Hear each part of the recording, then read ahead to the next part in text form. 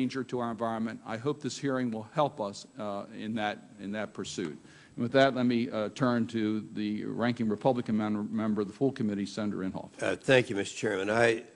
I'm really glad we're having this hearing because you hear this stuff about what a lousy job the states are doing when, in fact, they're doing a great job. I have to say that on March 17th of 1949, more than 60 years ago, the first hydraulic fracturing job was performed in a well 12 miles east of Duncan in my home state of Oklahoma. Now, the practice has now been used on more than 1 million currently producing wells, 35,000 wells a year without one confirmed case of groundwater contamination. But don't take my word for it. Let's hear what the experts, the state regulators, have said.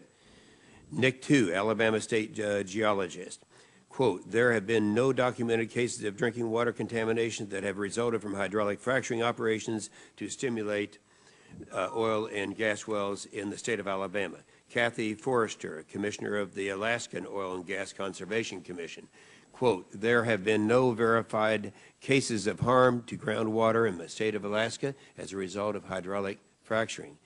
Harold Fitch, director of Michigan Office of Geological Survey at the Department of Environmental Quality, quote, there is no indication that hydraulic fracturing has ever caused damage to the groundwater or other resources in Michigan. In fact, the OGS has never received a complaint or allegation that hydraulic fracturing has impacted groundwater in any way.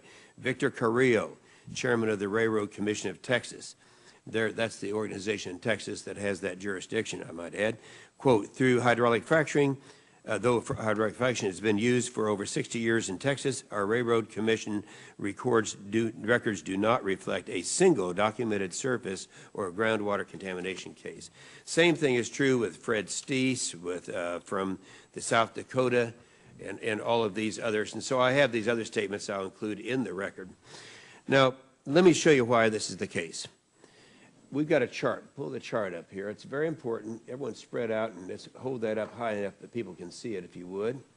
Very good. Now, the chart illustrates a cross-section of a typical well drilled in the Marcellus Shale in southwest Pennsylvania. You see the blue line way up the top, that little narrow blue line. That illustrates the groundwater aquifer. In between that groundwater aquifer and the Marcellus Shale are dozens of layers of solid rock, almost 2 miles of solid rock. Let me repeat that, 2 miles of solid rock between the aquifer and down here where they have the Marcellus Shale that is so valuable for the future of this country. Now see the small box at the top, that's a picture of the Empire State Building. I'm trying to get this in a perspective that people can see that this stuff they hear just flat isn't true. For groundwater contamination to occur, frac fluids would have to migrate through 7,000 feet of solid rock. Once again, that's about the same as the distance from the west front of the Capitol all the way to the Washington Monument. That's fluid migration can't happen, and it doesn't happen.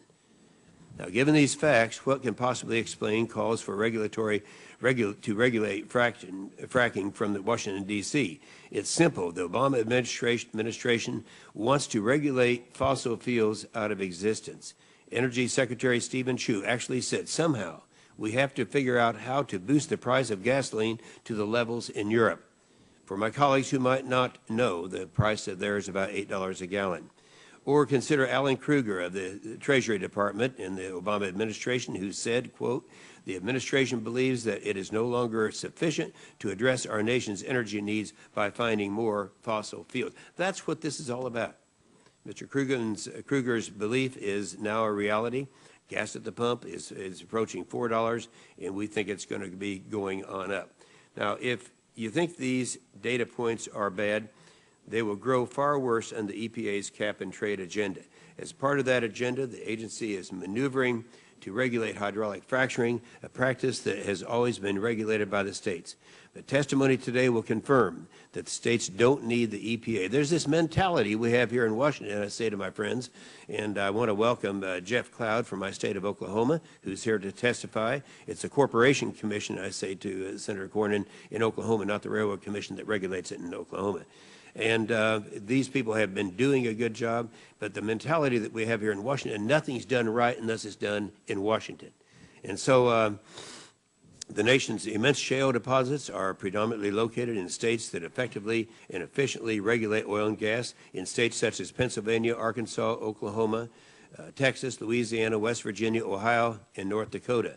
A virtual boom in natural gas development is transforming America's energy security, due in no small measure to the absence of federal regulation. And for this reason, I would only say that I agree with something that was said by the chairman this morning when he was talking about the tremendous reserves, our recoverable reserves in gas, and we're talking about natural gas this morning, are greater than any country in the world. We could run this country for 90 years on natural gas without importing any from the Middle East. And that's why this is important. And for those people who say they want to cut down our dependence on the Middle East at the same time, kill natural gas production, kill it? Yeah, you start regulating. You can't get natural gas from these deposits without hydraulic fracturing. It's worked, it's been successful, and we've got to keep that for America. Thank you.